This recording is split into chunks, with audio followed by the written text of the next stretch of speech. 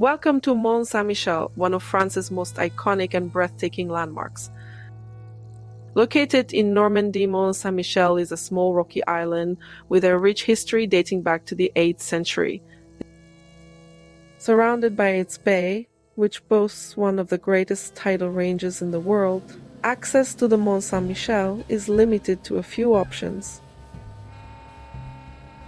You can't park at the Mont Saint Michel. A car park with 4,000 parking spaces is provided on the mainland, over a mile from the mount. When you park your car, go towards Tourist Information Center. Just outside the Tourist Information Center, you'll find the Passeur shuttle bus to take you to the Mont Saint Michel. It's free and runs without interruption from 7:30 a.m. to midnight. The journey takes about 12 minutes and is easy to use for people with mobility issues.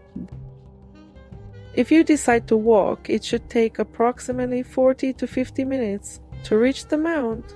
Personally, I would save this time and energy to discover and walk around Mount itself. The entrance to the village is free of charge. You only have to pay to enter Mont Saint Michel Abbey, €13. This is the entrance to the Abbey. Prepare to climb 350 stairs.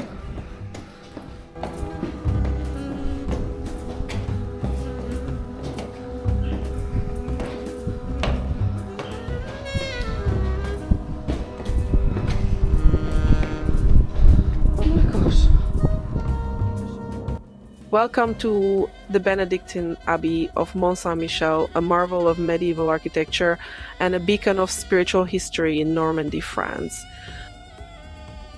The story begins in the 8th century. Legend has it that the Archangel Michael appeared to Aubert, the Bishop of Avranches, instructing him to build a church on this rocky island. And so, in 966, the first stones of what would become the Benedictine Abbey were laid. The Abbey's architecture is a blend of Romanesque and Gothic styles, reflecting its centuries-long development. Oh, look at that!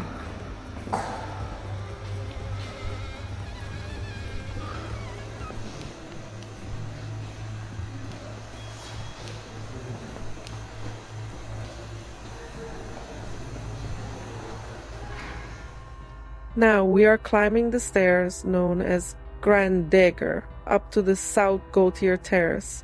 There is a church on the right and abbey buildings on the left, linked by suspended passageway. These buildings, put up between the 14th and 16th centuries, were the formal residence of the abbots. In the 10th century, the Benedictines settled in the abbey, while a village grew up below its walls. By the 14th century, it extended as far as the foot of the rock.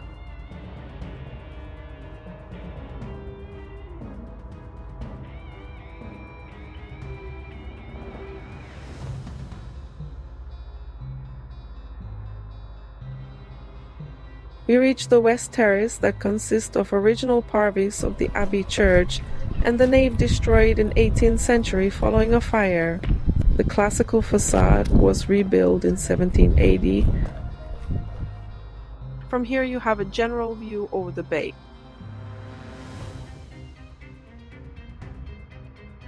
In addition, terrace offers a unique view of the neo-Gothic spire of the church tower built in 1897 with the gilded copper statue of St. Michael on the top.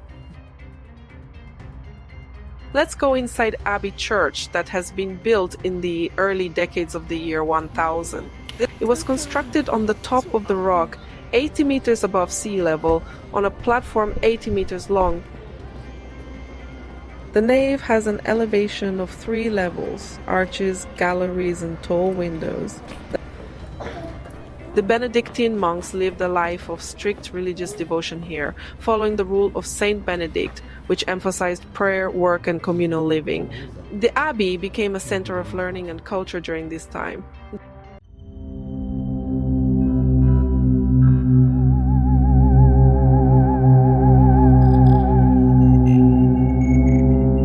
Our tour continued through the cloister, which provided communication between the various buildings.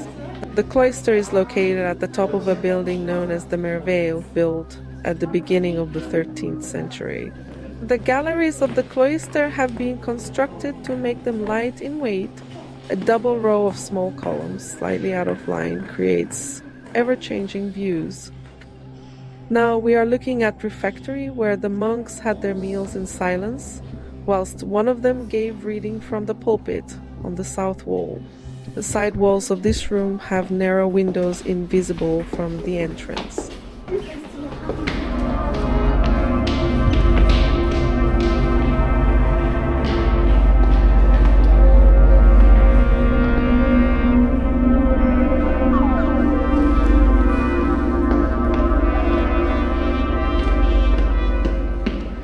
The stairway takes us to the guest hall, which is exactly under the refectory.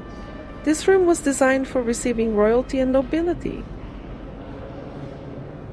Over the centuries, Mont Saint Michel became a major pilgrimage destination and an important religious and cultural center during the medieval period. An unconquerable stronghold during the 100 Years' War, Mont Saint Michel is also an example of military architecture. Its defensive walls and fortifications resisted all the English attacks, and as a result, the mount became a symbol of national identity. Our tour continues by entering the Great Pillared Crypt. This crypt was built in the mid-15th century to support the Gothic chancel of the Abbey.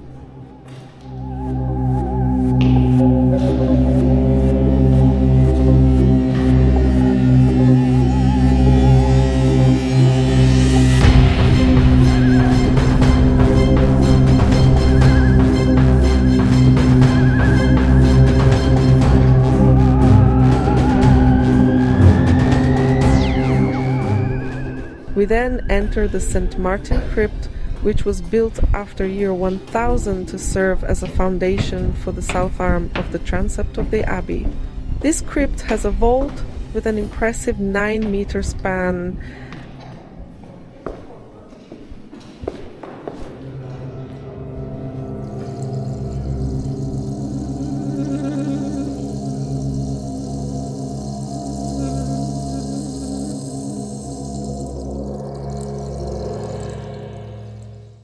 From the St. Martin Crypt, a small passage takes us to the enormous wheel that occupies the former monks' ossuary.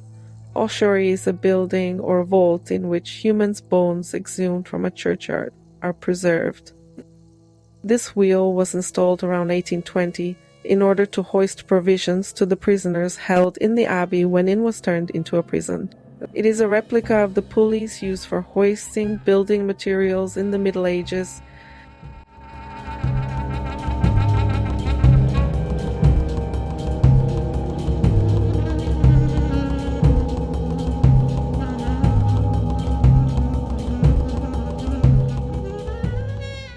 Next is the Saint Etienne Chapel.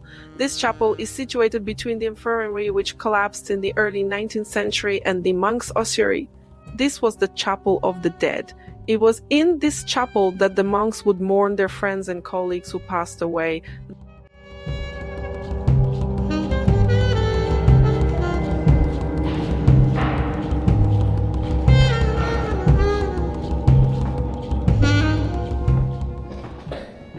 After taking the north-south stairs that run below West Terrace, we reach the covered walk, a long room with double nave. This room was used by monks in the winter, when the weather was too bad to use the cloister to get some fresh air. The Benedictines admired the works of Aristotle, who wrote that a mind can be healthy only when the body is healthy. Next is the Knights' Hall, also called the Scriptorium. Built to hold up the cloister, this was the work and study room of the monks. The huge chimneys on the side give an idea of the big fires lit, and the heat reflecting in the room by the inclined walls. Sometimes this room was also used when a king or a very important member of the knightly society of St. Michael was coming on pilgrimage to the abbey. Then this room was converted into a room where they stayed and lived.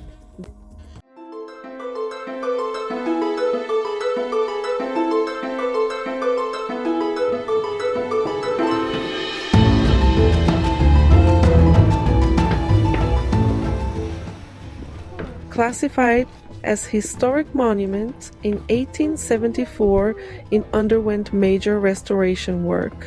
Since then, work has gone on regularly all over the site. Mont Saint Michel has been listed as a World Heritage Site by UNESCO since 1979.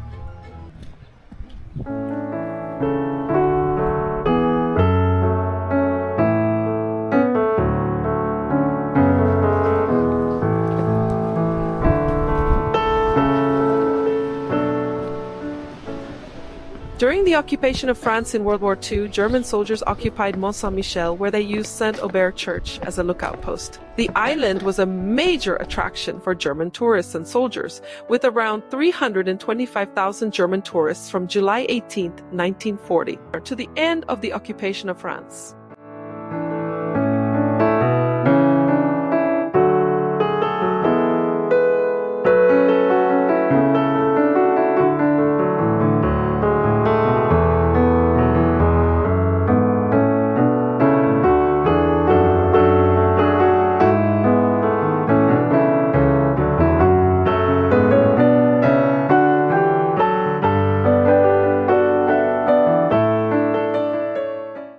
Mont Saint Michel is renowned for its dramatic tidal changes. The difference between high and low tide can be as much as 46 feet, transforming the island from a solitary fortress to a peninsula. A new bridge connects the island to the mainland, allowing easier access while preserving the natural tidal dynamics.